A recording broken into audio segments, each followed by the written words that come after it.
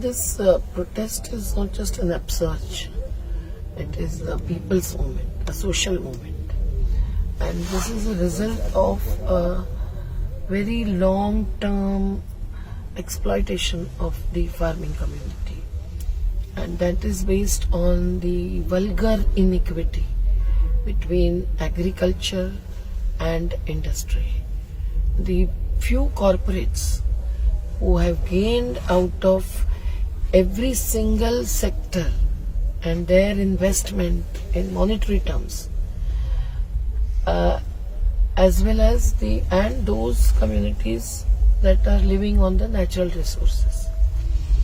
This inequity is something that needs to be targeted and is being targeted by the farmers who are on the streets today. This inequity is not just unconstitutional, but it is inhuman. And that's what is leading to the suicide by a farmer every 17 minutes. It is also necessary that the agriculture sector, which is facing great agro crisis, is saved with saving of land, water and other natural resources, as well as ensuring that the agro produce gets an appropriate price. So that is also a part of the demand.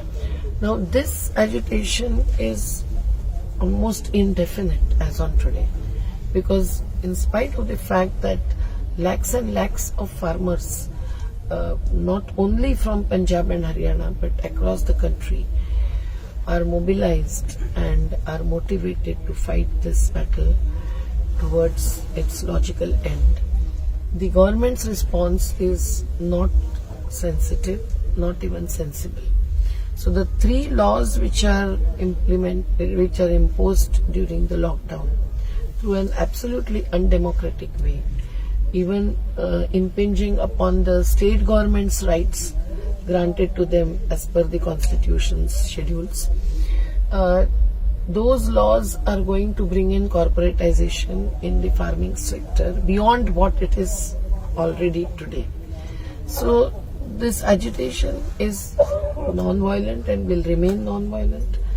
The negotiations or the dialogue with the government has not brought out any result till yesterday, and the court is the resort that is suggested now in the 7th round that took place yesterday by the representative ministers, like the agriculture minister. But the organizations have to take a collective decision about what would be our legal strategy. But it is certain that they are not going to return back as per the decision today. On the other hand, the farmers will march ahead to the Red Fort, and for the first time on the Republic Day, it would be a real republic, that would be stressed upon. And if the farmers can hoist a green flag on the Red Fort, I think that would reflect our ideology, which is red and green both. And it will also really give a message not only to the government, the rulers apart. What is necessary is for the society at large to realize that these three laws will kill the PDS system, will really do absolute injustice to the poor, rural and urban both. And these laws will not, even save the agricultural land holdings and the farmers' freedom. So it is necessary that the society also feels that they should be responding to and supporting the movement. And it is already coming up. The support from the national and international partners is very, very valuable, and that has to be further intensified. The All India Farmer Struggle Coordination Committee was formed immediately after the killing of the 6 farmers in the Mandsaur district of Madhya Pradesh. It was a few years ago. And during last few years, it was already functioning quite well, and we occupied the Parliament Street many times. We held the Mahila Sansad, and we also presented 2 bills before the Lok Sabha and the Rajya Sabha. One bill was on the freedom from debt for all the farmers, and the second one was for the appropriate prices for every produce. And we included in the definition of farmer the farm laborers, the cattle grazers and dairy workers, as well as the fish workers and the Adivasis, the indigenous people living on the forestry.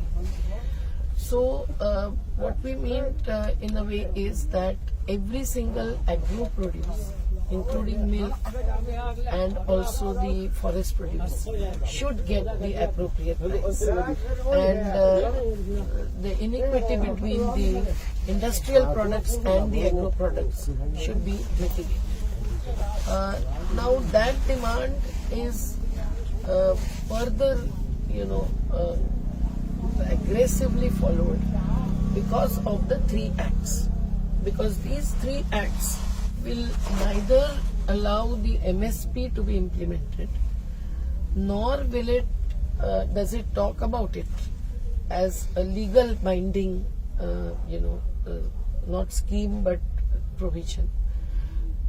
Nor does it refer to the freedom from debt. So we are all indebted of the farmers' contribution to GDP and farmers' service in terms of food security of all the countrymen. So the demands really include opposition to corporatization, since that has resulted into vulgar disparity in every sector, education, health and others. It also is necessary to understand that MSP has been on the agenda, but initially all the organizations felt that the first and the foremost demand has to be repeal of the 3 acts. But along with that, people want something positive to be achieved, because now that the movement is really become stronger, why not take up the MSP battle ahead and this moment itself? The response has been very positive, and although the repeal of the acts can really save the sector from corporatization, it will not give any further benefit to change the farming sector situation. So MSP is also the next point on the agenda, but it is the next point. And hence simultaneous discussion on the 3 acts as well as MSP issue, we are for.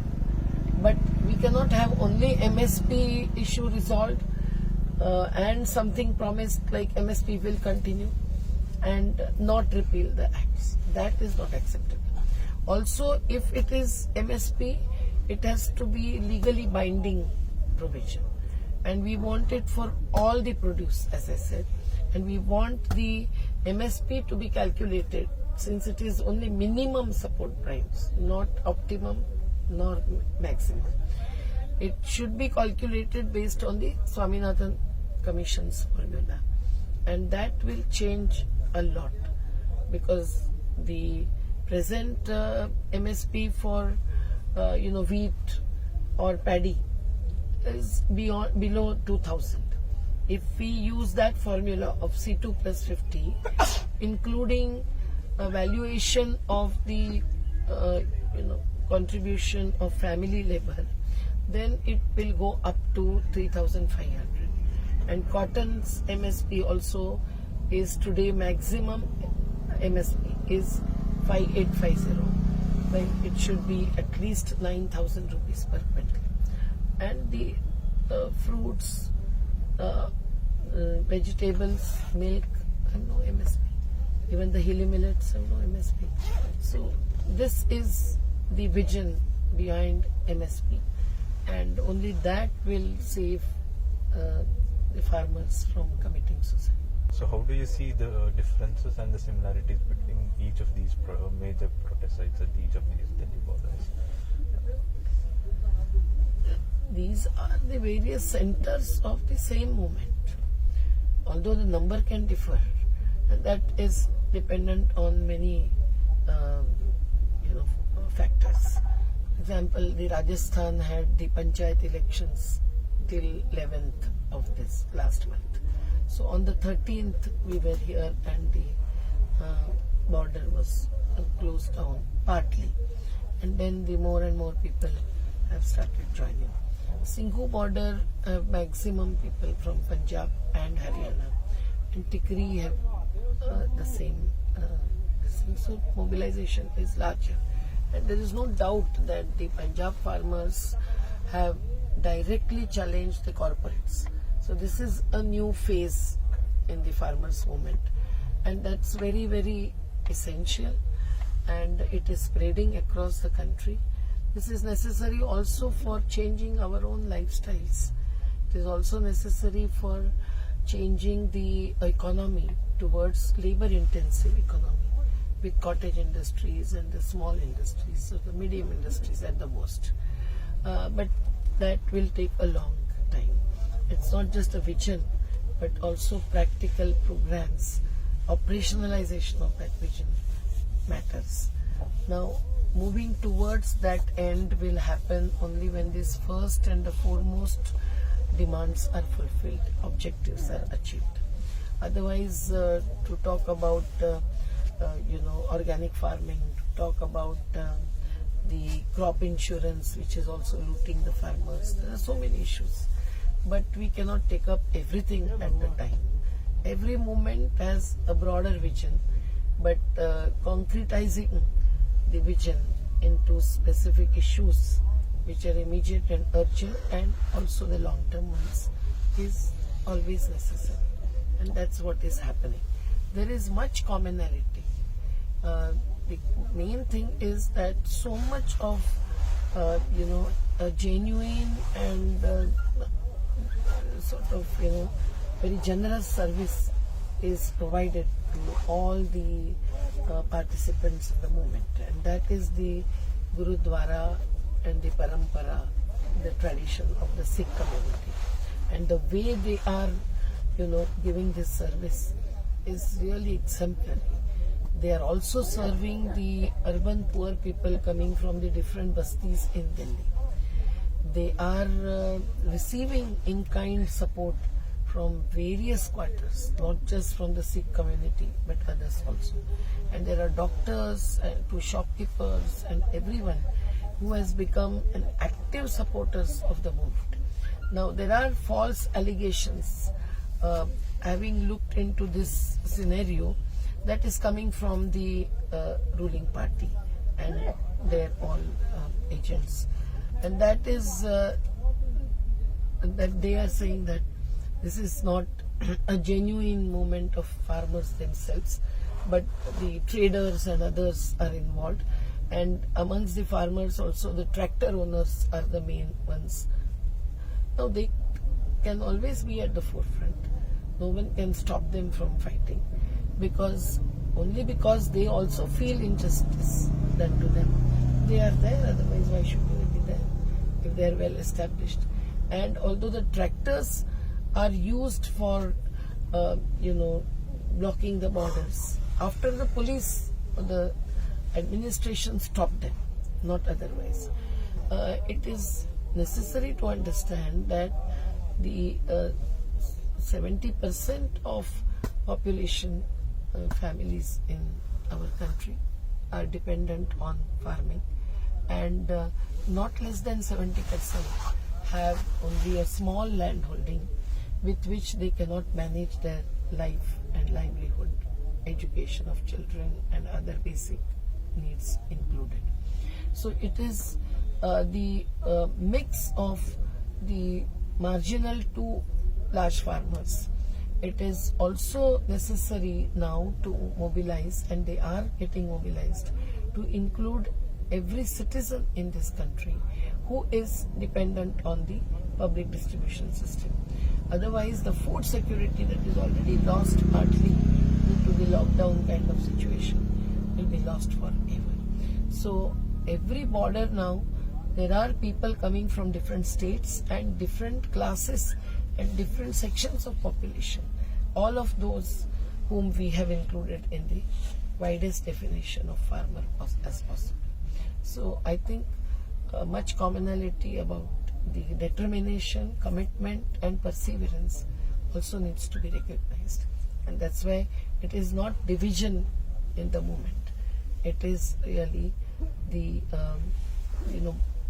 Dhiradalu, blockade kind of program that we had to resort to. Then there are two thoughts that have been coming around with the protest. One has been the role of judiciary, and the other, as we were on the ground for the last 5-6 days, we could not see any larger involvement of the political parties as such.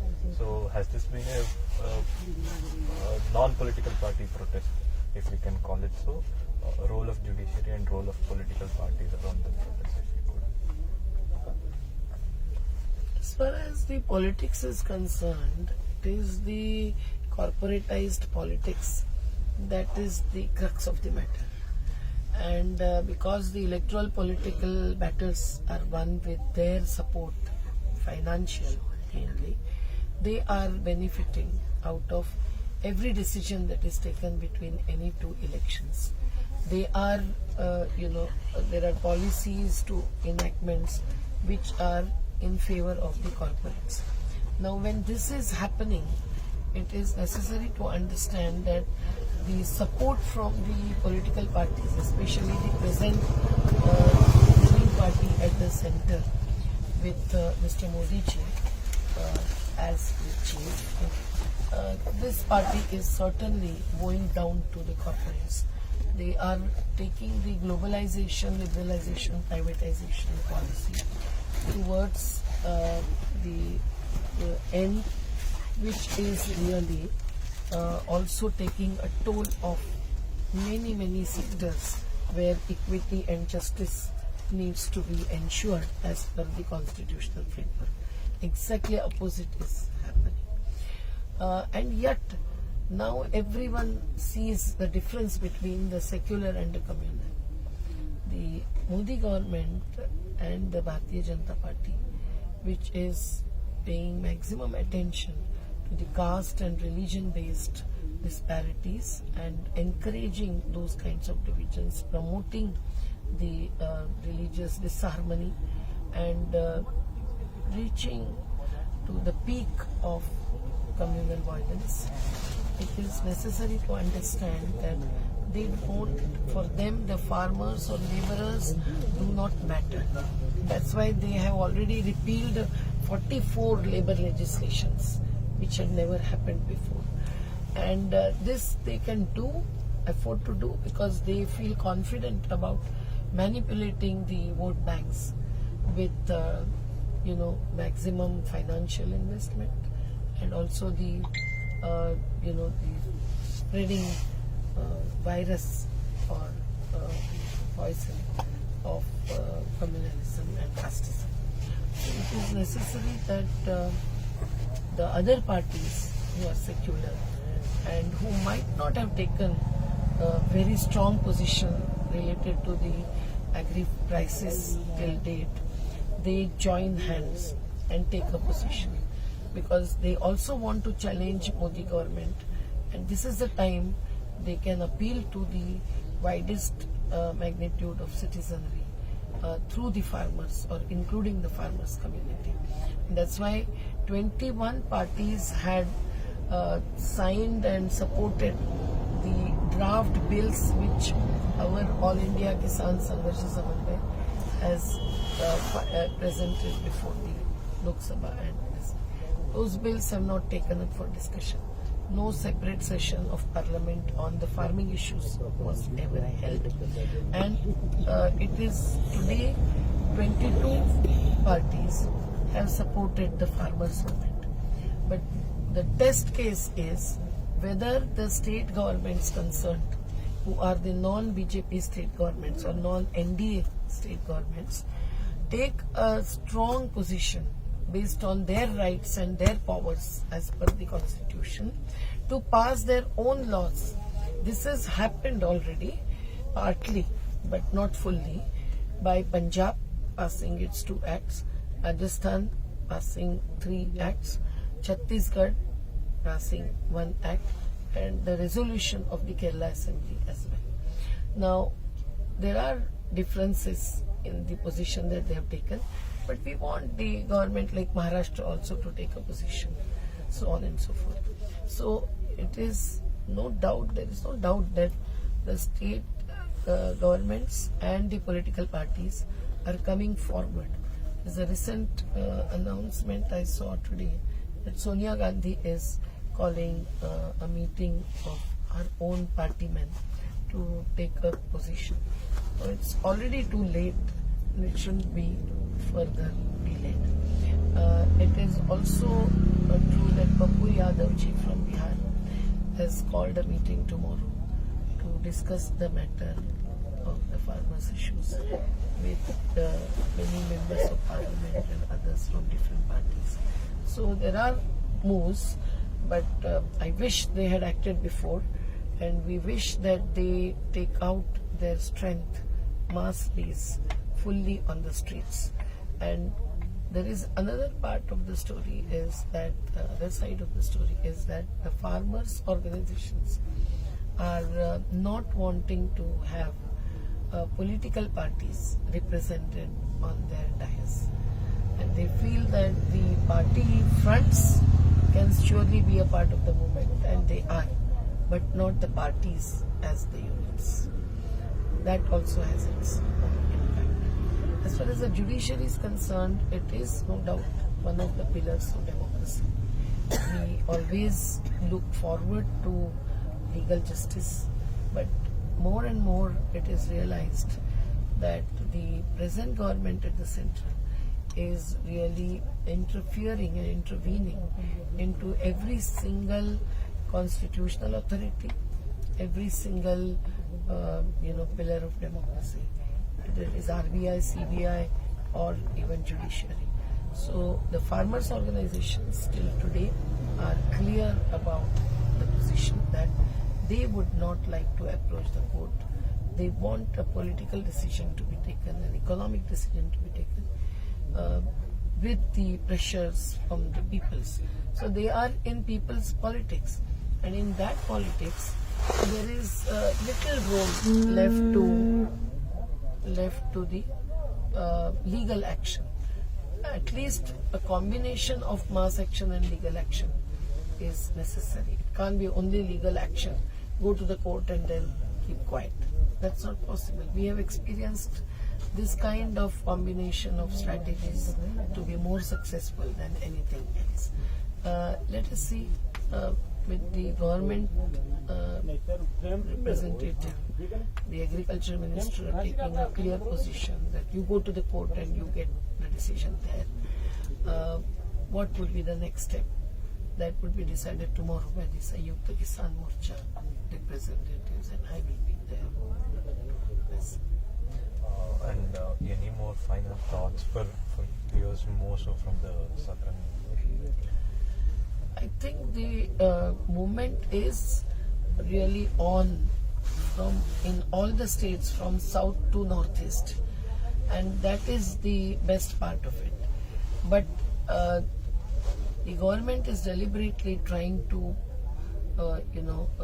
put forth a view that it is the movement limited to Punjab and Haryana. No doubt the maximum mass mobilization for Delhi borders or for Delhi action